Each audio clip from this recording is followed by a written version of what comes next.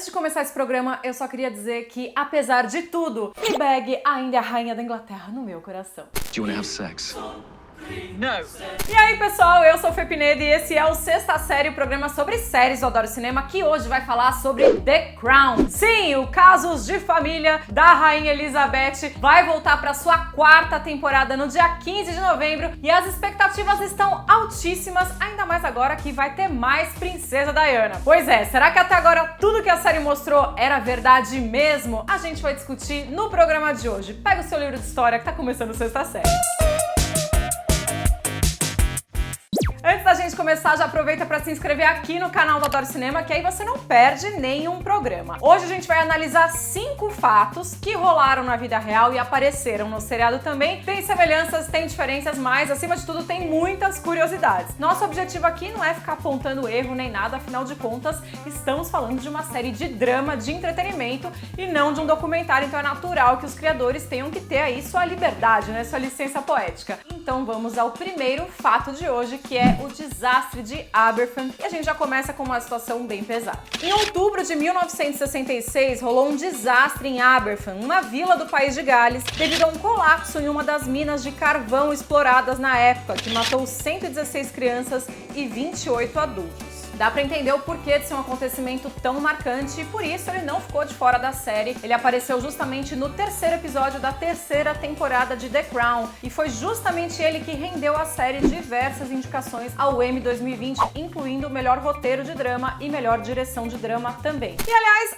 antes que você me pergunte, não, a família real não assiste The Crown. Pelo menos não que a gente saiba, né? Bom, de volta ao caso, na vida real, o marido da princesa Margaret, juntamente com o príncipe Philip, foram os primeiros a chegarem no local para prestar suas condolências à comunidade. Porém, assim como na série, a Rainha Elizabeth demorou praticamente uma semana, ou melhor, mais que uma semana para chegar lá. Ela foi depois de 8 dias que o desastre tinha acontecido e, obviamente, isso acabou gerando muitas críticas, né? A demora na visita dela. Então isso não só aconteceu na série, como também na vida real. De acordo com Sally Bechdel Smith, autora da biografia da rainha, essa decisão não foi tomada friamente, mas, segundo ela, a Rainha Elizabeth achava que se ela fosse rápido, ela ia chamar muita atenção e desviar o olhar das pessoas que estavam ali procurando ainda os feridos na tragédia. Já outro biógrafo da rainha disse que os conselheiros reais tentaram fazê-la mudar de ideia, mas não conseguiram. Bom, o fato é que 8 dias depois a rainha foi visitar o local e dizem que foi uma das únicas ocasiões em que ela chorou em público. Depois, quando a tragédia completou 50 anos, a rainha chegou a escrever uma carta que foi lida por seu marido, a população, dizendo que os pensamentos dela, da família dela e de toda a nação estavam com a comunidade de Aberfan. Uma curiosidade é que antes desse episódio ir ao ar, a produção divulgou um comunicado explicando que a tragédia seria sim retratada na série, também por ser algo muito relevante que ressoava até os dias de hoje, tanto entre a população da Inglaterra quanto também para a própria rainha. Dizem, inclusive, que esse é um dos grandes arrependimentos dela, ter demorado tanto para visitar o local. E vamos agora ao fato número 2. E aquele documentário polêmico, hein? Por onde anda? Pois é, no quarto episódio da terceira temporada, intitulado Bubbikins, William Heseltine, o assistente da rainha, e o príncipe Philip chegam com a ideia de produzirem um documentário sobre a família real no dia a dia. Quase um royal reality, tipo um Keeping Up with the Rainha. Só que para vocês terem uma ideia, esse documentário foi considerado o evento mais importante desde a coroação da Elizabeth. Esse mérito o Oscar não tem. Assim como é mostrado na série, foi a emissora BBC a responsável pela produção do documentário, só que na vida real, a Rainha Elizabeth assistiu tudo antes do negócio ir ao ar, né, pra dar o ok dela, pra dar a aprovação dela. E aí, entre ela assistir e o documentário ser exibido na TV, a produção teve apenas 4 semanas pra finalizar tudo, amarrar o documentário com áudios,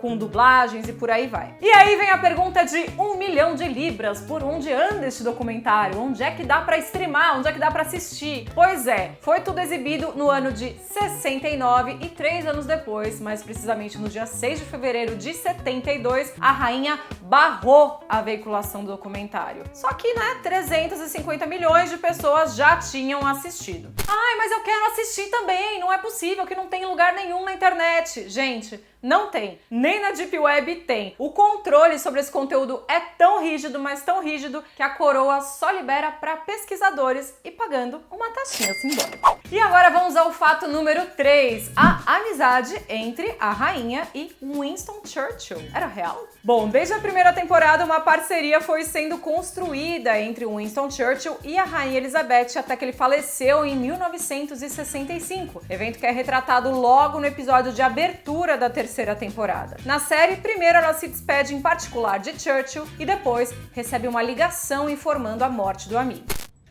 Winston is dead.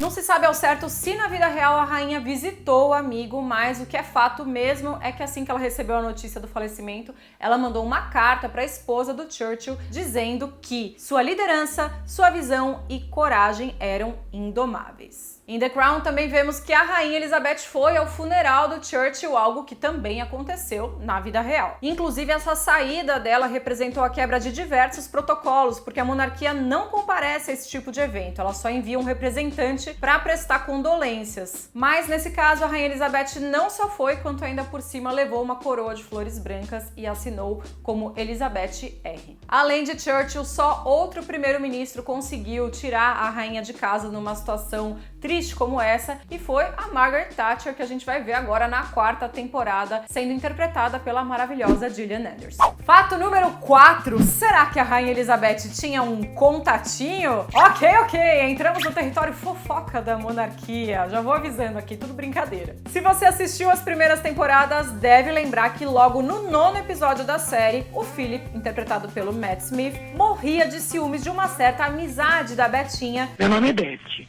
Ué, o meu também é Beth. Que na época era interpretada pela Claire Foy. O amigo em questão era o Porte, apelido do Lord Porchester, um dos melhores amigos da rainha. Aliás, na série ela até joga na cara do Philip que muita gente preferia que ela tivesse se casado com o Porte. Olha que pesado.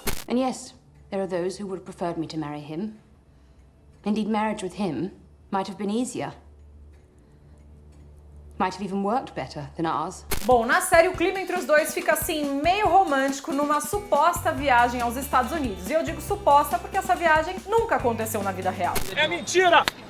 Segundo o historiador e consultor da série Robert Lacey, o que realmente aconteceu foi uma viagem que foi retratada também na terceira temporada, só que no 5º episódio. Eles vão juntos para Normandia em 1967. Só que na vida real essa trip aí não foi nada romântica, porque a esposa do Porte, que também era amiga da rainha, foi junto com eles. O lance é que os dois se conheceram ainda crianças e construíram uma amizade linda. Então assim, é uma tensão romântica que só existe na série. Vários historiadores garantem que nada nunca aconteceu. Agora já não dá pra dizer o mesmo sobre o Charles e a sua atual esposa Camila, porque parece que rolou alguma coisa entre os dois antes da Diana aparecer na vida dele. E quem sabe isso aí vira assunto numa próxima season. Agora vamos pro 5º fato deste vídeo e ele envolve uma pergunta. Será que é verdade que existia um espião soviético infiltrado na vida do palácio da monarquia? E a resposta é sim, existia mesmo. Oh my God! Okay, it's happening. Everybody stay calm. Everybody stay calm. Logo no início da terceira temporada da série, a gente vê o príncipe Philip expressando a sua preocupação em relação ao primeiro-ministro da época, Harold Wilson. Na conversa, ele fala que boatos dizem que ele seria um agente espião da União Soviética, e isso realmente aconteceu na vida real, até porque a KGB tentou recrutar o cara em 56. Ele chegou inclusive a ganhar o codinome de Odin, que dá nome ao episódio da série. Bom, a suspeita era tanta que até o Serviço de Inteligência do Reino Unido abriu um arquivo para ir acompanhando todas as atitudes do cara,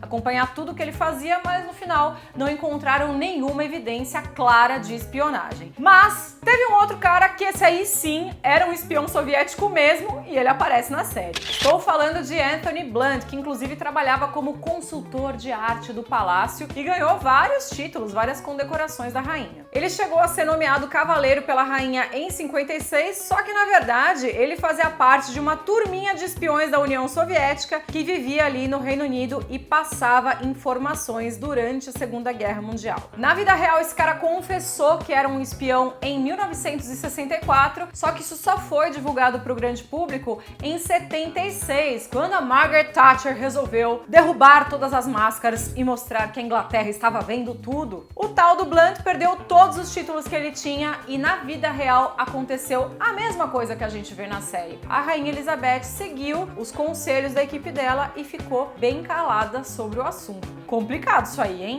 Agora eu quero saber se vocês curtiram esse formato e curtiram saber algumas curiosidades sobre as questões da vida real que aparecem em The Crown. Estão ansiosos para a 4ª temporada? Contem aqui nos comentários o que vocês querem ver na série, que a gente tá aqui ansioso para ver mais de Princesa Diana. Aproveita para se inscrever aqui no canal do Adoro Cinema se você não tá inscrito, porque semana que vem a gente tá de volta, afinal, toda sexta tem Sexta Série. Tchau!